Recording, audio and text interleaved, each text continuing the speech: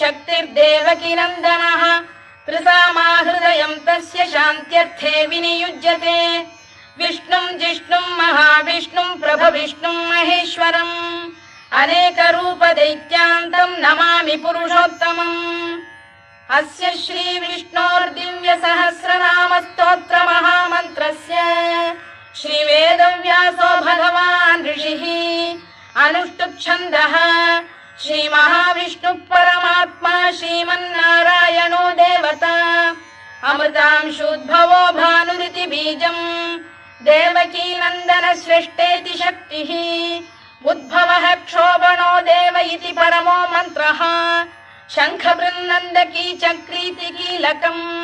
शार्ङ्गधन्वा गदाधर इत्यस्त्रम् रथाङ्गपाणिरक्षोभ्य इति नेत्रम्